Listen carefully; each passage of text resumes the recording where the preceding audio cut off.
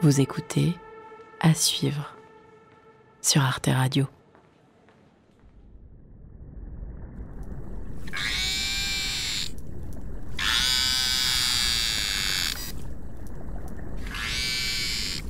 Une porte qui grince, une vieille radio qui grésille. Et non, ça, c'est la voix d'un bébé beluga qui appelle sa mère. Le beluga ressemble à un dauphin.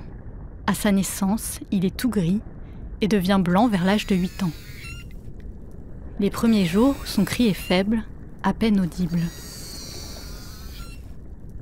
Les animaux marins, ce sont des animaux qui vivent dans des milieux assez obscurs.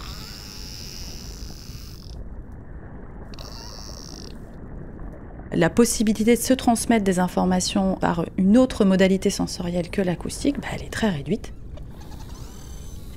On a des espèces qui doivent communiquer à de très grandes distances. Donc on a des animaux qui, sans les sons, ne peuvent pas survivre.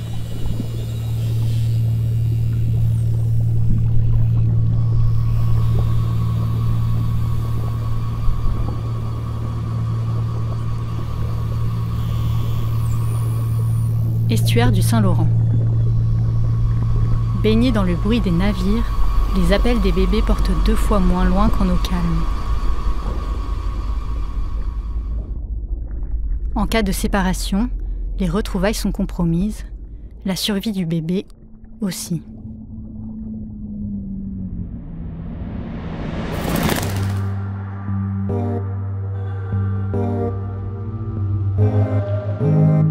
Comment changer de regard ? Comment changer de regard si ce n'est en allant rencontrer chez lui celui que l'on veut comprendre ? Comment faire l'économie de l'immersion dans le monde de l'autre ? Car cette immersion permet de connaître.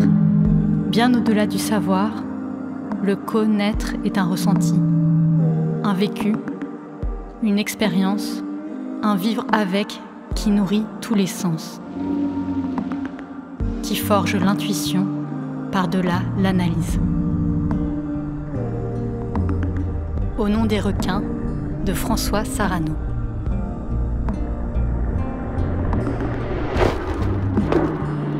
Le chant de l'extinction. Au nom de tous nos colocataires sauvages, les petits, les encombrants, ceux qu'on ne connaît pas, qu'on a mis dans un gros sac, distant de nous, et qu'on a appelé nature. Eh bien, cette nature, il est urgent de l'écouter et de comprendre que nous sommes nous-mêmes dans le sac. Une série documentaire de Jeanne-Marie Desnos, réalisée par Charlie Marcelet. 2e épisode, Interférence.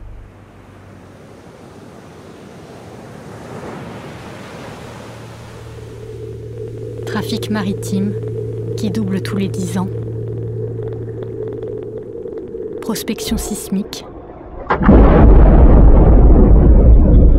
Pour la recherche pétrolière. Échosondeur de pêche. Implantation d'éoliennes.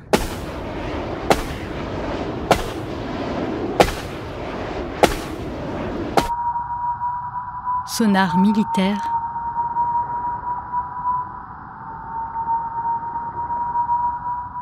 Dans l'eau, le son se propage plus vite, plus loin et rencontre peu d'obstacles.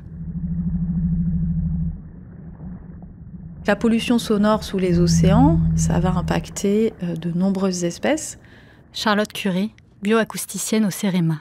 Les mammifères marins, les poissons, les céphalopodes, les crustacés. On a des effets d'ordre physiologique, ça va être du stress. Les mammifères ont des oreilles, comme nous. Si le son est trop fort, ça peut casser le tympan. Et puis, chez les invertébrés, il y a quand même des espèces qui vont être sensibles aux vibrations, qui vont pouvoir avoir des dégâts physiques aussi causés par du bruit trop fort. Et puis, on va avoir des effets comportementaux, où là, il va y avoir des réactions d'évitement, des séparations de groupes, des interruptions du comportement alimentaire, des difficultés à reconnaître certains animaux du groupe. Tous ces effets vont avoir des conséquences sur des fonctions très très importantes dans la vie de l'animal.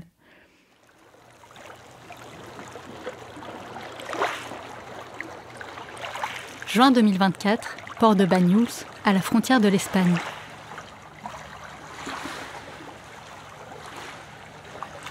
Autour de moi, des collines recouvertes de vignes plongent dans la Méditerranée. Face aux restaurants touristiques, voiliers côtoient bateaux de pêche et navires scientifiques. Avec la combi étanche là. Avec ça pour l'instant. Oh, pas trop vite quand même. Doucement. Étape par étape. C'est frileux hein, quand même. Je retrouve Lucia Di Iorio, écoacousticienne à l'université de Perpignan. C'est bon. Allez, c'est parti. Elle s'active avec l'équipe de la réserve marine.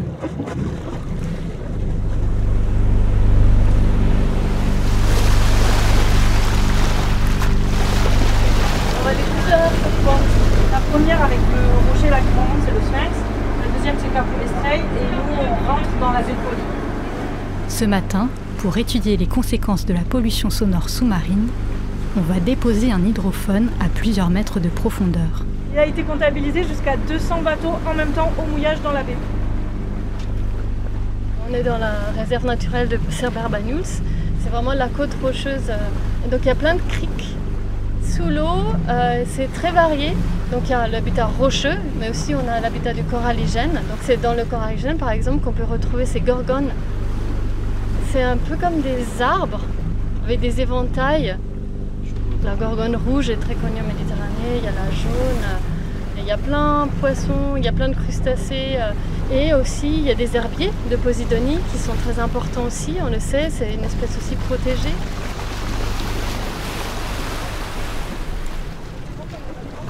Normalement, le bout n'est pas emmêlé. Là, du coup, on va immerger un hydrophone pour le laisser pendant 4 mois sous l'eau et pouvoir avoir une idée un peu acoustique de nos herbiers. Je peux t'aider du taquet après, hein, Lucia. Et donc il y a une partie de réserve intégrale, personne ne peut aller. Et après il y a une réserve partielle où il y a des activités qui sont admises mais réglementées. Et personnellement, je travaille avec la réserve depuis plusieurs années déjà, justement pour le suivi d'espèces de poissons. Et l'idée, c'est justement d'étudier comment ces activités touristiques elles interagissent avec ces espèces et le comportement naturel de ces espèces. En Méditerranée, c'est vraiment l'été, de mai à septembre-octobre, où il y a le plus de sons biologiques. Et c'est pile la période où il y a le plus d'activité humaine. Donc c'est un peu frustrant. Et on voit que là où il y a le plus de pression humaine, c'est là où on a le moins de diversité, notamment quand il y a des bruits de bateaux, il y a moins de vocalises. Et en réserve intégrale, là où il y a beaucoup moins de perturbations, on en a toujours.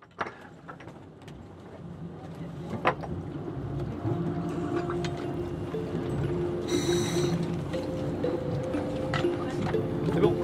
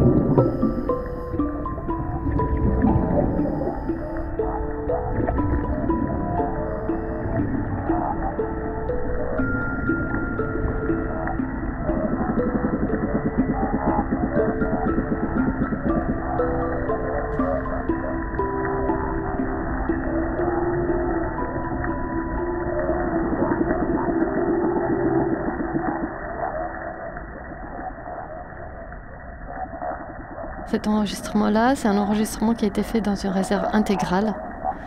Et on peut entendre plein de types de sons différents de poissons. C'est un herbier, un bel herbier,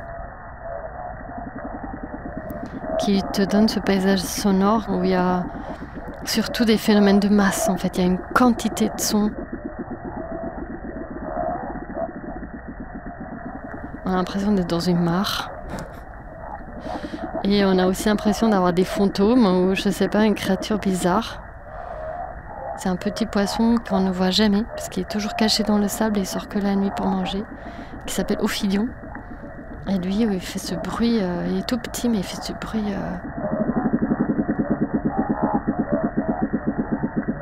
impressionnant. Pour comprendre l'impact du bruit des bateaux sur le comportement des poissons, Lucia Di Iorio étudie 2 espèces emblématiques de Méditerranée, le mérou et le corbe. Le mérou, c'est un gros poisson. C'est un prédateur, hein.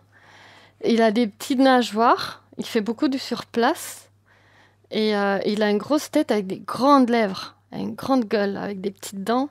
Il est plutôt marron. Ce qui est sympa, pendant la période de reproduction, les mâles ils changent aussi de couleur. Ils ont tout d'un coup des dessins très très beaux comme des étoiles autour des yeux argentés. Le mérou, il émet plusieurs types de sons. Donc il y en a un, c'est boum boum boum boum. C'est ces séquences de puces très graves. Ça, c'est les sons de reproduction. Et après, une espèce de grognement, le ouh. Et ça, on pense que c'est plutôt utilisé en compétition pour défendre les femelles, les nids.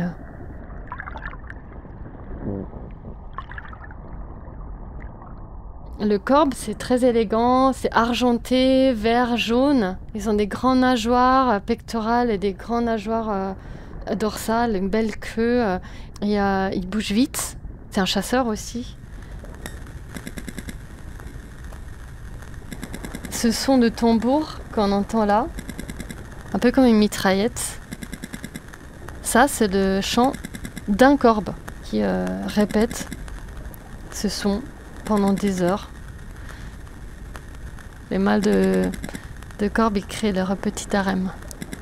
Et donc c'est à travers le chant qu'il veut créer son petit harem. Notamment dans les sites de reproduction, ce qu'on va entendre, c'est ça.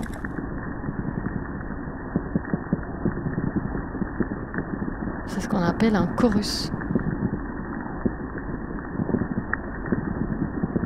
Vous n'êtes plus vraiment capable de distinguer chacun des sons. Polyphonie de tambour. Et chez les poissons, disons l'organe principal, c'est la vessie natatoire. C'est une poche d'air. C'est vraiment l'outil de flottaison. Mais il y a des muscles autour qui peuvent faire vibrer cette vessie natatoire. Ou on peut aussi taper dessus. On peut s'imaginer un petit ballon rempli d'air. Si on tape dessus, ça va faire un son. Boum, boum, boum, boum.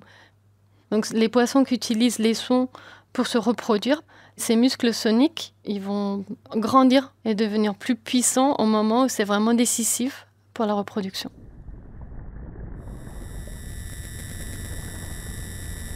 Et dans cet enregistrement-là, vous entendez le tambour, mais beaucoup moins parce que là, il y a un bateau. Il masque justement ce son biologique.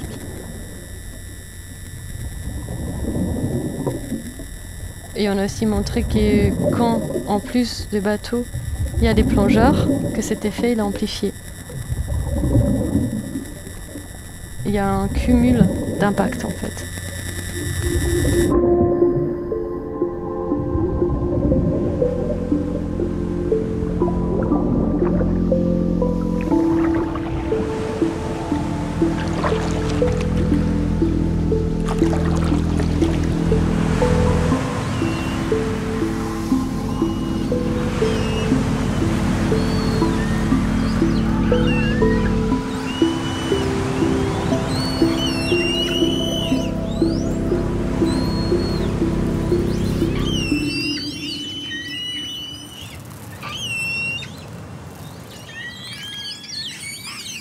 Globicéphale noir en mer d'Islande.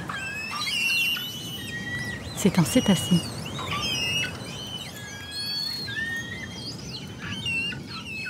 pour étudier l'impact de bruit anthropique sur les mammifères marins, on va dans le milieu naturel trouver les animaux. Donc on met soit des hydrophones à l'eau pour essayer de les détecter d'un point de vue acoustique, et puis on a aussi des jumelles assez performantes où on essaye d'observer un souffle.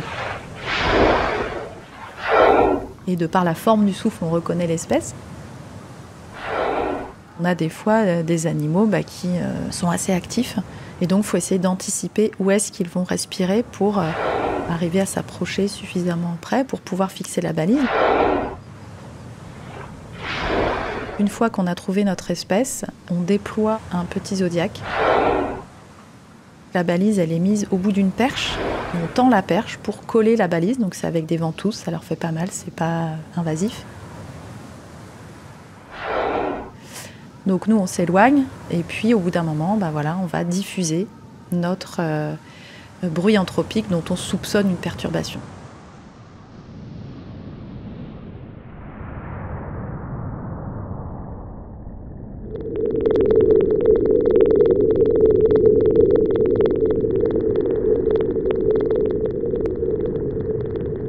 Et puis la balise va donc enregistrer le comportement de l'animal pendant l'exposition. Il y a des travaux qu'on a réalisés chez le cachalot, dans les aires de la mer de Norvège. Les mâles adultes viennent là-bas pour se nourrir avant de retourner dans les aires de reproduction. Et ces adultes mâles passent 80% de leur temps à se nourrir et 20% à se reposer. Donc c'est vraiment la période où ils font le plein d'énergie. Ils chassent le calmar et donc ils effectuent des plongées très profondes. Ça peut aller là jusqu'à 500, 600, 700 mètres de profondeur.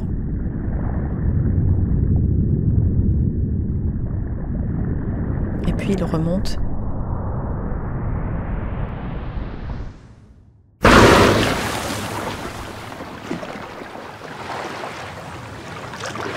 Respirer 5 minutes et puis ils repartent pour des plongées qui durent environ 30-35 minutes. Et au cours de ces plongées, ils émettent des clics. Donc en permanence, des clics réguliers. Le principe de l'écolocalisation, c'est d'envoyer une onde sonore. Cette onde sonore va donc être transmise dans le milieu et puis elle va rencontrer un obstacle. Cette onde sonore va revenir en écho et l'animal, en analysant cet écho, va être capable d'être renseigné sur l'obstacle qu'il a en face, la distance, la forme, etc. On enregistre ce train de clics qui se met à s'accélérer pour finalement être tellement rapide que nous, à l'oreille, on n'entend plus qu'une sorte de bzzz. C'est le moment où il capture la proie. Donc c'est comme ça qu'on arrive, quand on récupère notre balise et qu'on a les enregistrements, à savoir quand est-ce qu'il est en train de se nourrir. Pendant ces moments-là, nous, à un moment donné, on intervient et on va diffuser un bruit dont on soupçonne peut-être que ça va perturber le comportement alimentaire du cachalot. Par exemple, dans le cas du sonar militaire, le comportement de chasse était réduit de moitié. L'animal interrompt cette fameuse plongée de chasse pour remonter de façon précoce à la surface. On a pu élaborer un inventaire des réactions comportementales de chaque espèce de cétacé lors de l'écoute de son d'orque prédatrice. L'impact est aussi fort quand ils écoutent un sonar que quand ils pensent qu'ils vont se faire manger par un prédateur.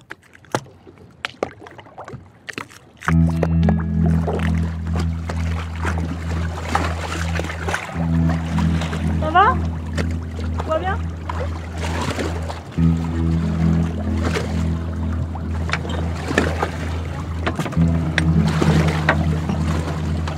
Tu vas à 12-13 mètres, t'as des espèces de blocs positionnés qui ressemblent à du coraligène. Mais là, on est dans un contrôle volant.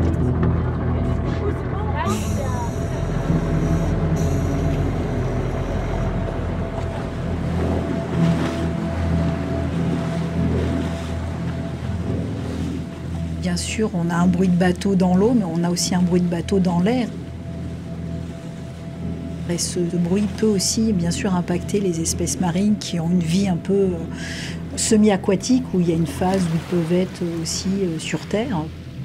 Isabelle Charrier, directrice de recherche au CNRS.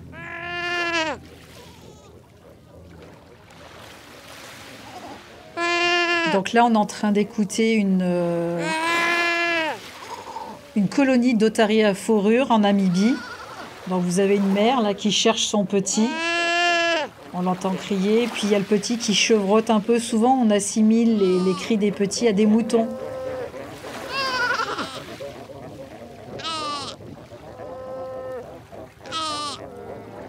Ils ont une fourrure assez épaisse.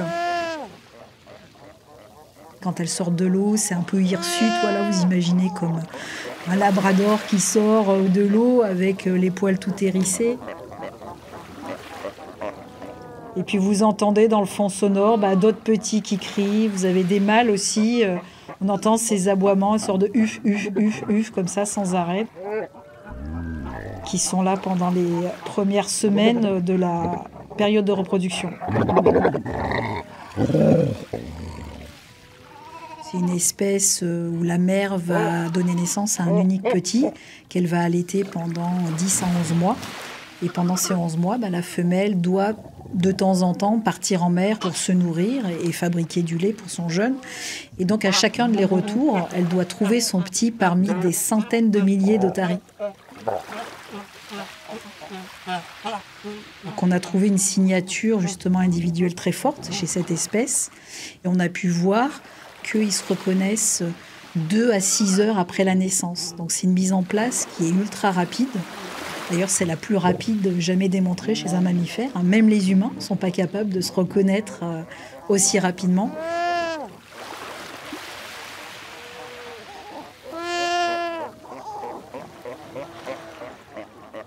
C'est une zone où chacun peut venir regarder les otaries. Il y a des gens qui vont pêcher. Et vous avez aussi de nombreux bateaux touristiques ou on va dire privés qui viennent voir aussi ces otaries. On a vu que même des fois, des niveaux assez faibles de bruit, les gênait. Par exemple, une femelle, elle a arrêté d'allaiter son petit. Sur le long terme, le jeune a moins d'énergie, donc sa survie va être impactée. Ces bruits peuvent aussi générer des mouvements d'individus dans la colonie. Donc, vous avez des colonies qui sont très compactes. Donc, forcément, quand l'un bouge, il va embêter l'autre. Ça peut générer aussi des morsures, des blessures.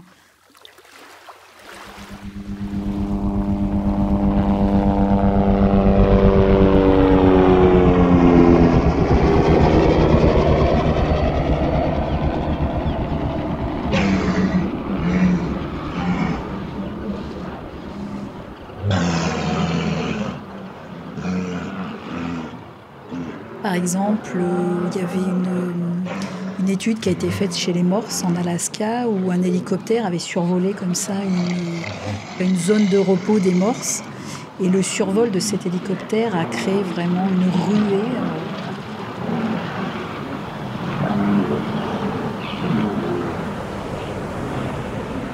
Où tous les animaux sont partis, ils se sont enfuis dans l'eau.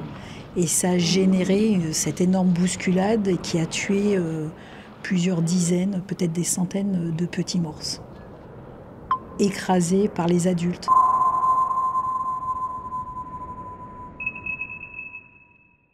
Les oiseaux aussi sont tués par le bruit. En Afrique du Sud, par exemple, Isabelle Charrier a également observé le déclin brutal d'une colonie de manchots après la construction d'un port. Vacarme du trafic maritime, 80% de la colonie a disparu en 6 ans.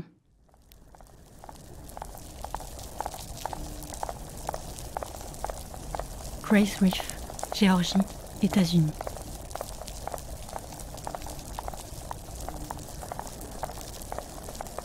La première fois justement que j'ai écouté des milieux côtiers, ce qui m'a frappé, c'est cette richesse.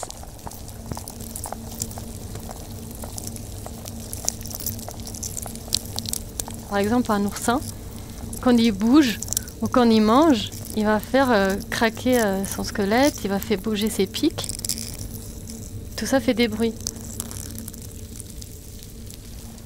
la crevette claqueuse ou la crevette pistolet, elle ferme très vite sa valve et elle crée une bulle qu'elle fait exploser ou imploser plutôt sous l'eau, qui va faire un bruit. Un bivalve qui se ferme rapidement comme une coquille Saint-Jacques, elle va émettre un bruit.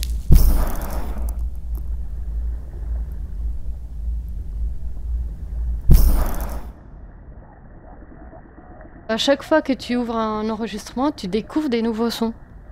À l'écouter aussi, tu as comme l'impression que tu es un peu en train d'espionner. D'espionner la vie des autres. Phoque de Weddell, sous la banquise en Antarctique. Ultrasons rendus audibles pour l'oreille humaine.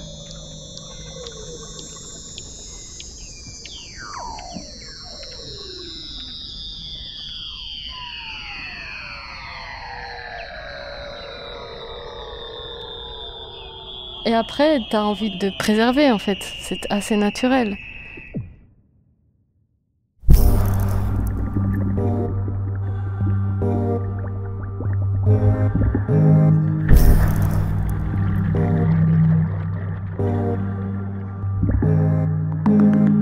Et on a, donc par le réchauffement climatique, une fonte des glaces aussi, qui, dans les années à venir, vont ouvrir de nouvelles routes maritimes qui vont donc encore étendre ces zones bruitées. Alors dans les solutions imaginées, je pense qu'il faut quand même des zones où là, il ne faut rien, il ne faut aucune activité pour que les animaux puissent quand même s'en servir comme refuge, que vraiment ça soit un sanctuaire pour eux.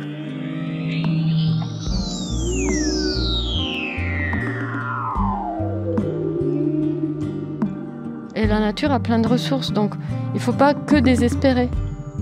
On peut aider à sensibiliser, ça oui. Surtout le son, ça parle.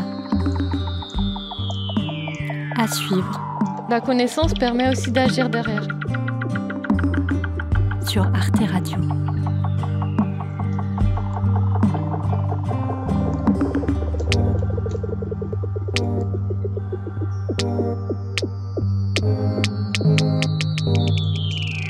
Thank you.